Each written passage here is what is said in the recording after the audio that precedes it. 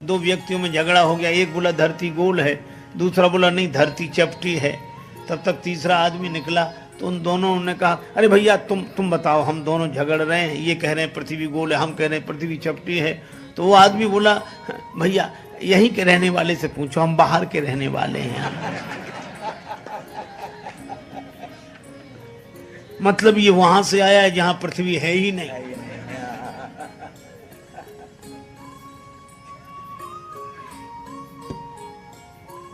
श्रीमद् भागवत में कथा है, भगवान जब प्रकट हो रहे थे माता के गर्भ में थे तो उनकी गर्भ स्तुति हुई।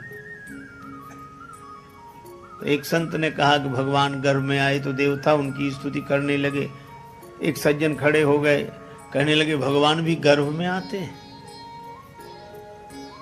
अब उसको आपत्ति है, भगवान और गर्भ में आ जाए तो फिर हम में और भगवान में अंतर क्या है। तो उसने कहा भगवान भी गर्भ में आते हैं। तो कथा कहने वाले महात्मा कुछ कहते, इसके पूर्व ही एक महापुरुष वहां विराजमान थे, उन्होंने उसी से प्रति प्रश्न किया। उसने कहा क्या भगवान गर्भ में आते हैं? तो महात्मा उससे पूछने लगे क्या भगवान गर्भ में नहीं है? क्योंकि एक और तो तुम कहते हो कि भगवान कण कण में ईशावास्यमिदं सर्वम यत्किंच जगत्याम जगत, ईश इदम सर्वम ईश आवास्य, सब जगह ईश्वर। जब सब जगह है तो सब जगह से माता का गर्भ बाहर है। अरे भाई जब सब जगह है तो किसी ने माता के गर्भ में मान लिया तो क्या कठिनाई हो गई। जब सब जगह है तो किसी ने मूर्ति में मान लिया तो कठिनाई क्या हो गई। जब सब जगह है तो किसी ने चित्र में मान लिया तो कठिनाई क्या है। अद्भुत हमारी व्यापकता की सोच है। हम परमात्मा को सर्वव्यापी तो मानते हैं पर मूर्ति में नहीं मानते, चित्र में नहीं मानते, और परमात्मा सर्वव्यापक है। इतनी सुंदर बात कही कि सर्वव्यापक को किसी ने कहीं भी मान लिया क्या फर्क पड़ता है, वह तो है ही। चाहे मंदिर में, मूर्ति में, कैलेंडर में, आपका जहां मन करे वहां मान लो, पर अपने ढंग से मान लो, अपने हिसाब से। अब मीराबाई ने भगवान का एक नाम चुना, मीरा के प्रभु गिरधर नागर, यही नाम, मीरा के प्रभु गिरधर नागर। और सूरदास जी, जय मीरा के गिरधर नागर, सूरदास के श्याम, नरसी के प्रभु साह संवरिया, तुलसीदास के राम। कितने भगवान हो गए।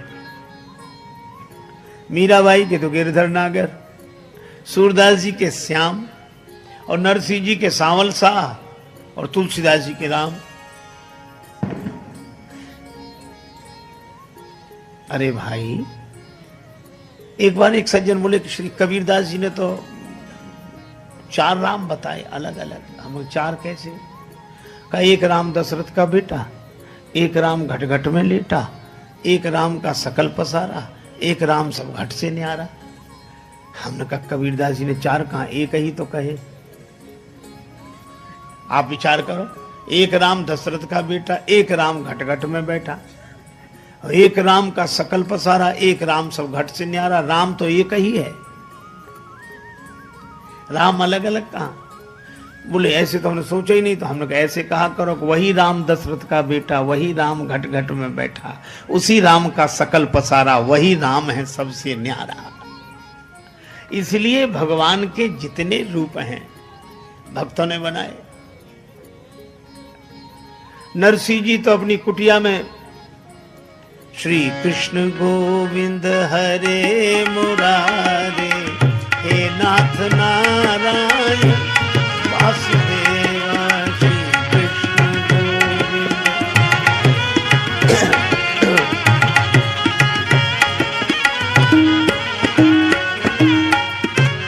कीर्तन करें बस।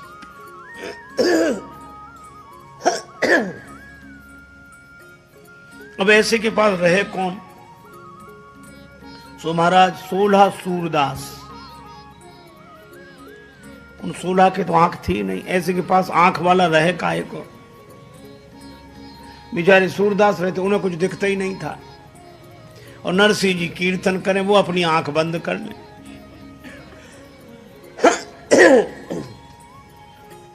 भंडारे के लिए उधार सामग्री ले आवे, बस जब हो जाए तब दे दे। एक बार उस बस्ती में कुछ संत लोग आए। संतों ने पूछा कि भाई हमें द्वारिका जाना है, पैसा हमारे पास है, यहां किसी के पास हम पैसा जमा कर दें, द्वारिका में कारोबार हो तो हुंडी का कागज लिख कर दे दें तो हमें ये धन साथ नहीं ले जाना पड़ेगा। गांव के लोग बड़े जलते थे नरसिंह जी से। कहा कि महाराज सेठ तो एक ही है यहाँ, पर बहुत ऐसे रहता है दीनहीन भाव से, आप पीछे पड़ जाना, द्वारिका में बड़ा कारोबार है उसका, वो लिख सकता है हुंडी, और तो गांव में कोई है ही नहीं। संतों ने कहा चलो। नरसिंह जी श्री कृष्ण गोविंद हरे मुरारे, हे नाथ नारायण वासुदेव, संत आए। अरे जय हो सेठ जी, हमारा भी उद्धार करो। नरसिंह जी कांप गए, हम कब से उद्धार करने लगे, हम तो कीर्तन करते हैं। सेठ बोले कि हम द्वारिका जा रहे हैं, हमारा पैसा जमा करो और हुंडी लिख कर दो। नरसिंह जी ने कहा कि महाराज मैं तो दीनहीन हूं, मैं तो खुद उधार ला ला के भंडारा करता हूं, ऐसे ही हम तो कीर्तन करने वाले हैं, गरीब आदमी हमारे पास है। संत बोले गांव वालों ने पहले ही कहा था, वो ऐसे ही बोलेगा।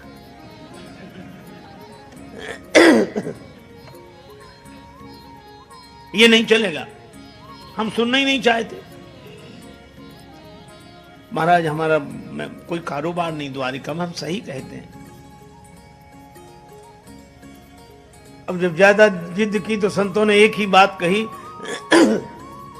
हमारी सौगंध करके कहो द्वारिका में तुम्हारा कोई नहीं है। अब नरसिंह जी की आंखों में आंसू आ गए। ये कैसे कहते हैं कि द्वारिका में कोई नहीं? द्वारिका में ही तो कोई है जिससे हमारा नाता है। नरसिंह जी चुप हुए। संतों ने कहा तुम लिखो हुंडी। नरसिंह जी ने भी सोचा कि भगवान ने भेज दिया तो लिखा ही देते। लाओ पैसा ले लिया, हुंडी लिख दी। लिखें किसके नाम? तो झूठ ऐसे ही नाम भगवान का मना के सांवल शाह फर्म मिले, सांवल शाह है वहां ये कागज दिखाना, तुम्हें रुपए मिल जाएंगे, जा। नरसिंह जी सोच रहे थे संत अभी इतनी जल्दी तो आते नहीं, तब तक भोज भंडारा होगा, जो होगा देखा जाएगा।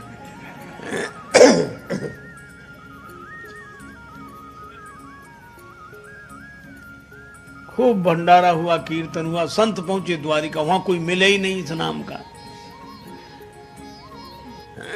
शहर में ढूंढते ढूंढते परेशान हो गए। तब बड़े नाराज होकर समुद्र किनारे जाके बैठे। ठग लिया। दूसरे बोले वो तो पहले ही मना कर रहे थे कि हमारा कोई, तुम ही पीछे पड़ गए। अरे तो उसे बताना तो चाहिए। अरे वो बता तो रहा था, तुमने सुना कब उसकी बात?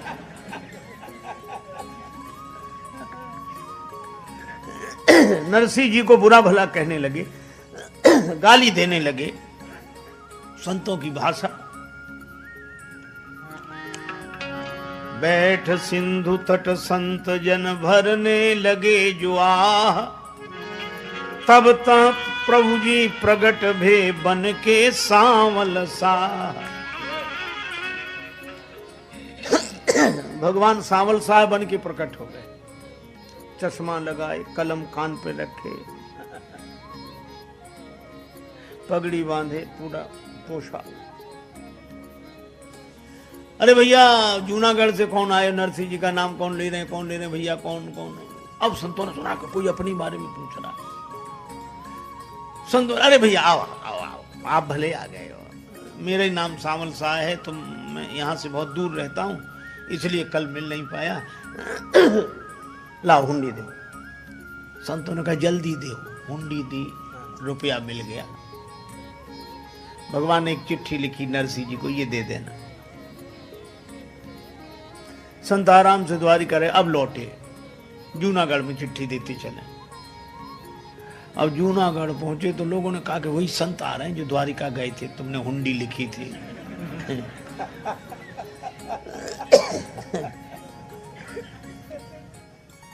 बेचारे नरसिंह जी कुटिया के भीतर घुस गए।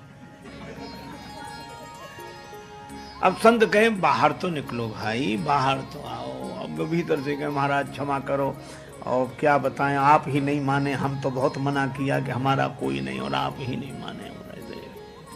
बोले ये सब बाद में, पहले बाहर निकलो। नरसिंह जी बेचारे किसी तरह कांपते हुए आए, सिर झुकाए, हाथ जोड़े खड़े। संतों ने कहा कि देखो कितना बड़ा कारोबार और विनम्रता कितनी। अब नरसिंह जी को लगे कि व्यंग कर रहे हैं। महाराज अब हमसे तो जो हुआ सो गलती हुई सो हुई। अरे नहीं, काहे की गलती। संतों ने कहा सचमुच हम व्यंग नहीं कर रहे, ये चिट्ठी पढ़, हमें सामल शाह ने दी। नरसिंह जी ने वो चिट्ठी पढ़ी। उसमें लिखा था, सिद्ध श्री जूनागढ़ के भक्त राज नरसिंह को कहियो हमारी जाए जय नरसिंह की है। संतन के बहाने मोह सेवा को अवसर दियो। चिट्ठी लिख भेजी, बात यह नीकी है। बार बार संतन के संदेशे तो भेजत मोह, आप नहीं आवत बात यह फीकी है। और जान के मुनीम फेर याद करना हमें, काम काज लिखना ये दुकान आप ही की है।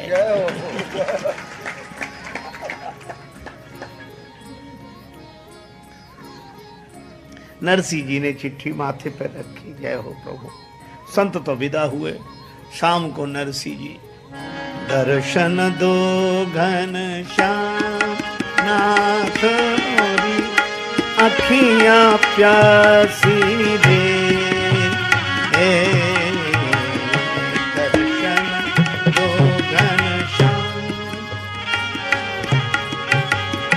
नाथ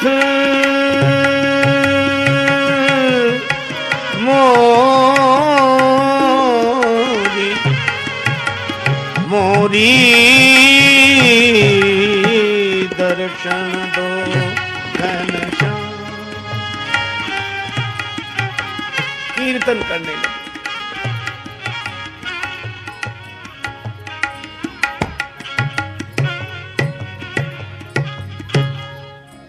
भगवान प्रकट हो गए। नरसिंह जी चरणों, प्रभु बड़ी कृपा, आपने हमारी बात रख ली, आपकी बड़ी कृपा। भगवान हंसकर बोले, कृपा तो तुम्हारी है। नरसिंह जी बोले, हमारी काहे कृपा। भगवान बोले, हम जब से जन्म लेकर आए सबने हमें चोर कहा, सबने, माखन चोर, चीर चोर, चित चोर। लेकिन आपने बड़ी कृपा की। क्या? बोले, चोर को साहे तो बना दिया। तो नरसिंह जी के भगवान का नाम सामल शाह, अलग नाम है। गिरधर नागर, कहीं नाम न मिले। मीरा के प्रभु गिरधर नागर। तो भक्त लोग अपनी भावना के अनुसार भगवान को अपना बनाते हैं। देखो, आस्तिकता और भक्ति में यही अंतर है। जैसे किसी के पास आटा रखा हो, आटा खूब भंडार भरा हो आटे का, और आटे की रोटी बनती है, लेकिन पेट आटे से नहीं भरता, रोटी से भरता है। तो आटा अपने पास है, ये आस्तिकता है। परमात्मा है, मानते, परमात्मा मानते, पर भक्ति है उस आटे की रोटी बना लेना। देखो, भगवान का पता प्राप्ति नहीं है। भगवान कहां, किसी से पूछो कोई बता देगा। भगवान कहां? सब जगह है, तुम्हारे हमारे भीतर सब जगह, सब जगह वही है।